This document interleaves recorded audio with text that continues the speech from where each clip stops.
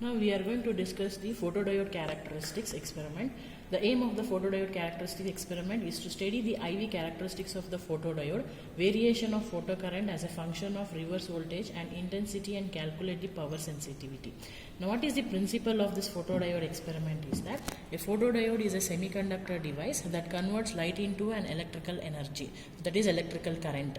The current is generated when photons are absorbed in the photodiode. So a photodiode is designed to operate in the reverse bias condition. So this photodiode works in the reverse bias condition here. Now if you see the apparatus, this is the apparatus, photodiode characteristics apparatus here. So everything is installed in the same kit. So you can see here, this is the circuit. Okay, other than circuit we have voltmeter and the micrometer. So you can see the circuit diagram here. So in the circuit diagram, whatever the circuit that is there, it is shown in the book. So it is same thing, it's there on the board also. So the line that is here given in the circuit on the board implies that everything is connected. There is an internal connection between each terminal. Okay, so here we can see across these two ends there is no connection. So hence we have to take two wires and give the connection between the two ends. So across these two ends there is no continuity, that is line, hence we will take two wire and give the connection across the two terminals. Now you can see the circuit is complete. Now other than circuit we have voltmeter and the micrometer. So then here we can see in the circuit we can see there is a voltmeter. So we have to give the connection towards the voltmeter here. Now since this we are using in the reverse bias condition, so hence we will give from positive to negative and negative to positive. So here in the voltmeter we will give negative of the voltmeter to positive of the voltmeter. Similarly, positive will be connected to negative of the voltmeter. Then we have the micrometer, that is current meter. So here you can see the current symbol. So this is positive and negative. And since once again since we are using in reverse bias, so we connect positive to negative, then negative to positive. Then we have photodiode. So here you can see the photodiode here. So here this is LED and the photodiode. So you can see LED is emitting the light. The photodiode absorbs the light emitted and hence it converts the light energy into electrical energy. Okay, so this is the connections for the photodiode. This is positive and negative terminal. So hence we give positive to negative and then from negative to positive. So this is the circuit here. So once we do the circuit, we have to make sure that we keep all the knobs to minimum, and in the photodiode we have kept the minimum value, that is 10. So we turn on the apparatus. So you can see the tabular column here. So here we have two tabular column.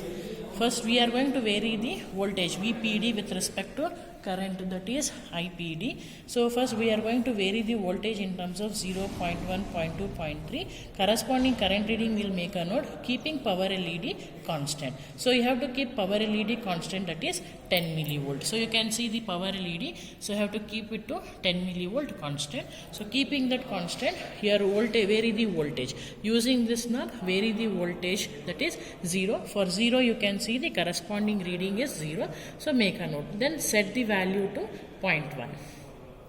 So likewise keep the values to 0.1, 0.2, 0.3, and whatever the corresponding current reading it will show, we have to go on making the entries here. Similarly, we have to keep power LED after 10 millivolts. We have to keep the power LED to 21 millivolts. Okay, so keep it to 21 millivolts. So same thing, we have to vary this 0.1, 0.2, 0.3 voltage and corresponding current reading we have to make a note. So likewise keeping the power LED to 10, 21, 30 millivolts. So we will vary what is the current here. Okay, this is the first tabular column. For the second tabular column here we are going to vary the power LED. Corresponding current reading we will make a note, keeping voltage constant. So here you can see this is the voltage. We have to keep voltage 1 volt constant. So here using this knob we are going to keep here 1 volt constant. So using this knob, keep the voltage 1 volt constant. So after keeping this 1 volt constant, now you have to vary the power LED. So it is for 10. Okay. So for 10, what is the corresponding reading? So make down what is the corresponding reading. So for each time, see, suppose if this voltage reading varies, it should be kept one constant. While wearing the power LED, if it varies, okay, so using this knob, set it to 1 volt, and whatever the corresponding current reading, we have to make a note of this. Okay, so likewise wearing the power LED 10, 12, 11, 12, 13. So whatever we corresponding current reading, we will make a note of it. So using this particular readings, we are going to calculate the graph. So you are going to plot the graph here. So one is voltage versus current versus voltage. For 3 corresponding constant readings, we will find what is the voltage. So voltage versus current we are going to plot. Since almost everything will be a constant, so you get a curve like this. Then another graph is current versus power LED. So we are going to plot current versus power LED where we get a straight line. So do this particular straight line, we are going to find the slope. That slope we are going to get it in the responsivity. So that we are going to find here. Okay, so this is then we are going to, so after finding that nature of the graph, so this represents the variation of the IV curve of the photodiode. Similarly, the slope gives you the responsivity of the photodiode that has been measured.